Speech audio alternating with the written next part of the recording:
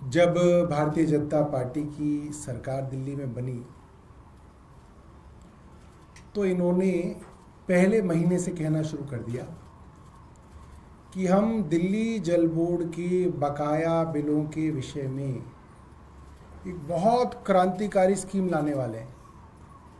कई महीने तक इन्होंने बहानेबाजी की कि अब आएगी स्कीम, अब आएगी, अब आएगी। आप देख सकते हैं अखबारों में बयानबाजी, बहानेबाजी सब है।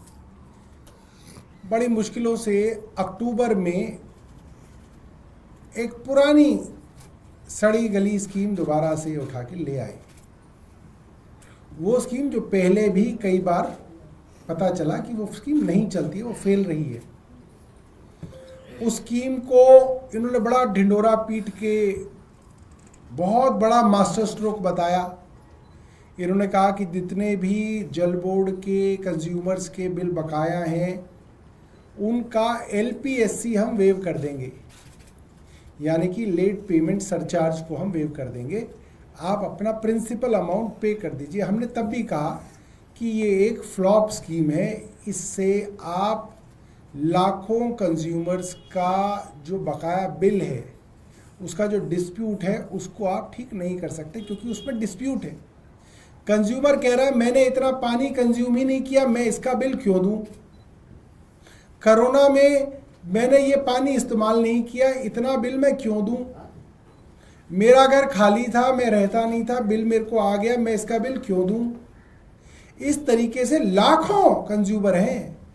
उस वक्त करीब 14.5 लाख कंज्यूमर थे जिनका डिस्प्यूट था, और डिस्प्यूट के कारण उन्होंने बिल देना बंद कर रखा था।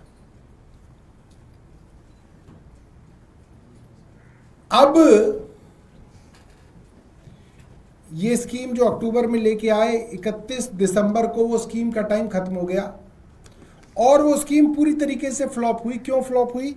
क्योंकि उसके अंदर जो 5057 करोड़ का बकाया था प्रिंसिपल अमाउंट, उसमें मात्र 430 करोड़ का प्रिंसिपल अमाउंट वापस आया, यानी कि मात्र 8.5% प्रिंसिपल अमाउंट की रिकवरी हो पाई।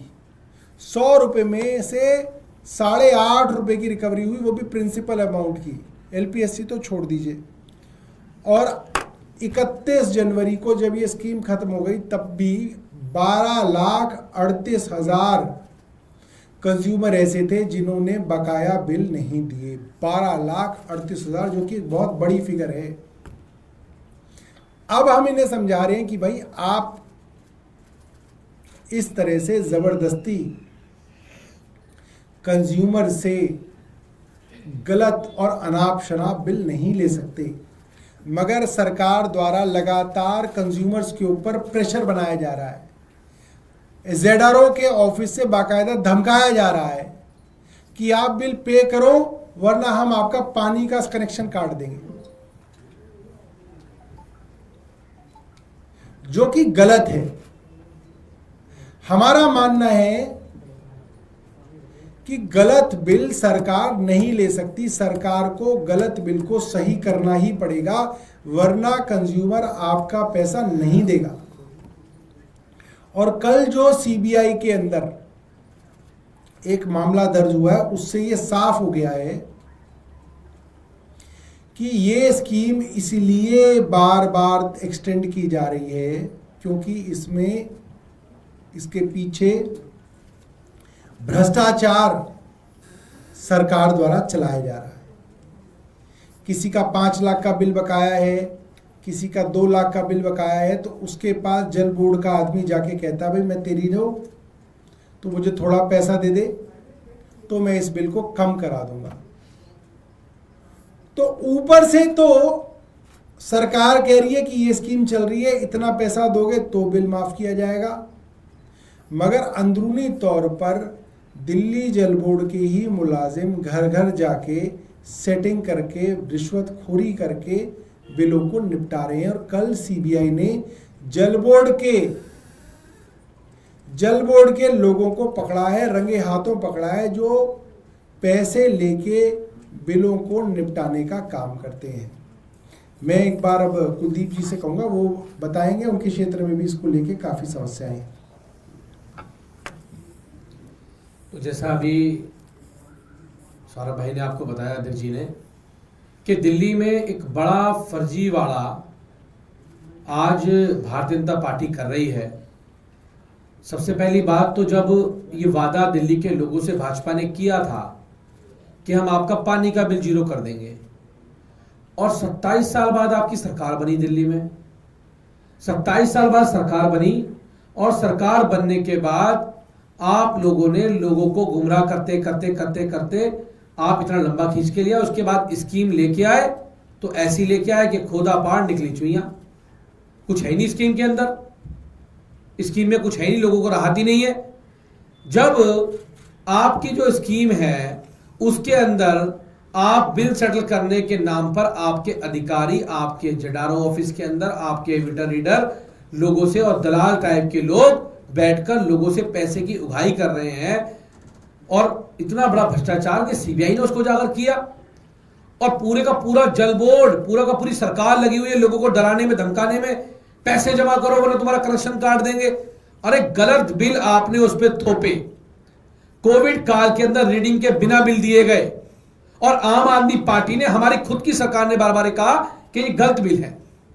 हमने खुद ये कहा है बिल गलत है, लेकिन आज आप स्कीम लेके आते हो, लोगों को राहत देने की बजाय भारतीय जनता पार्टी लोगों का खून चूसने का काम कर रही है। और मैं गारंटी से कह रहा हूं कि जितने पैसे जल बोर्ड ने यहां से इकट्ठा किए हैं उससे ज्यादा तो 2 नंबर में इकट्ठा कर लिए होंगे भारतीय जनता पार्टी ने, उससे ज्यादा पैसे।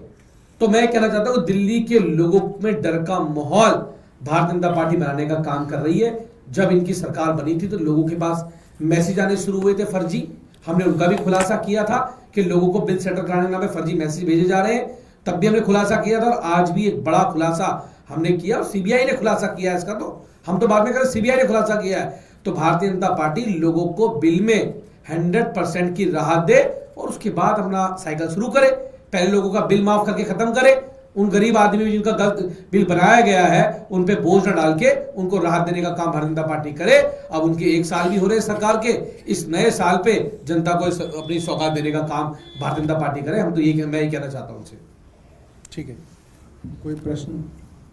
Thank you. आपने एक ट्वीट किया है आज जिसमें आपने कहा है कि पहले शराब की दुकानें आपके समय में कुछ ऐसे त्योहार होते थे या कोई जयंती पुण्यतिथि तब बंद रहती थी, अभी लगातार। देखिए, मेरा ये व्यक्तिगत अपना एक्सपीरियंस है कि आर्य समाज ने भारतीय जनता पार्टी का बहुत सपोर्ट किया। आर्य समाज के मंदिरों में भारतीय जनता पार्टी की राजनीतिक मीटिंगें तक करवाई गई, और आर्य समाज की विचारधारा के विरुद्ध सांप्रदायिक भाषण और नफरत भरे भाषण भी आर्य समाज की मंदिरों के ऑडिटोरियम्स में भारतीय जनता पार्टी के नेता देते रहे हैं। मैं खुद गवाह हूं उसका। मगर आर्य समाज को भारतीय जनता पार्टी ने क्या दिया? आज आर्य समाज के संस्थापक स्वामी दयानंद सरस्वती, महर्षि दयानंद सरस्वती की जयंती है, और आप पिछले साल का देख लीजिए, पिछले साल का नोटिफिकेशन मैं आपको भेज दूंगा। अरविंद केजरीवाल जी की सरकार में ड्राई डे हुआ करता था, शराब की दुकानें बंद होती थी, आज सारी शराब की दुकानें खोली गई हैं। अभी 1-2 हफ्ते पहले रविदास जयंती थी, आम आदमी पार्टी की सरकार में रविदास जयंती, पिछले साल का आप गजट निकाल के देख लीजिए, ड्राई डे था, सारे ठेके बंद थे। भारतीय जनता पार्टी की संस्कारी सरकार ने सारे के सारे ठेके रविदास जयंती पे भी खोले। उससे कुछ दिनों पहले पूर्वांचलियों का सबसे बड़ा छठ महापर्व था, आम आदमी पार्टी की सरकार में ठेके बंद रहते थे। जाहिर सी बात है, इतना स्वच्छता का त्योहार है। और भारतीय जनता पार्टी ने छठ में भी, इस साल छठ में भी सारे शराब के ठेके खोले। ये वो लोग हैं जो शराब को लेके सबसे ज्यादा शोर मचाते थे, और ये वो लोग हैं जिनकी सरकार अभी बनी है और पहले ही साल इन्होंने छठ पूजा पे भी शराब के ठेके खोले, रविदास जयंती पे इन्होंने शराब के ठेके खोले, और आज दयानंद सरस्वती की जयंती पर भी शराब के ठेके खोले। ये इनका असली चरित्र है भारतीय जनता पार्टी का, ये असली चरित्र है इनका। कोर्ट ने 27 फरवरी की डेट दी है, जो शराब घोटाला मामला है उस पर क्या कहते हैं? ऐसा है जी, इसके अंदर सबूत नहीं है इनके पास। पीएमएलए का दुरुपयोग करके गिरफ्तार तो आप कर सकते हो, किसी को भी कर सकते हो। पीएमएलए में मुकदमा दर्ज करो, गिरफ्तार कर लो, कहो सबूत करे जी हम ढूंढ रहे हैं, सबूत अभी हम ढूंढ रहे हैं, तो 1-1 साल तक ढूंढते रहते हैं सबूत। हमारे नेताओं को इन्होंने 1.5 2 साल जेल के अंदर बंद रखा, मगर समस्या ये कि इनके पास सबूत के नाम पर कुछ नहीं है, जीरो एविडेंस है इस केस में, जीरो एविडेंस। तो इसलिए अब ये डेट ही मांगते रहेंगे, क्योंकि अगर ये ट्रायल शुरू करेंगे तो इनकी पोल खुल जाएगी। इसलिए ये कहते रहेंगे अब ये सदियों तक की जो वो मुकदमा चल रहा है, जी वो मुकदमा चल रहा है, वो ऐसे ही चलता रहेगा, उसमें कुछ नहीं होगा, उसमें कुछ है नहीं इनके पास। और कोई प्रश्न? भास्कर जी।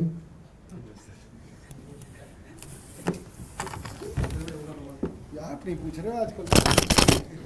अभी आप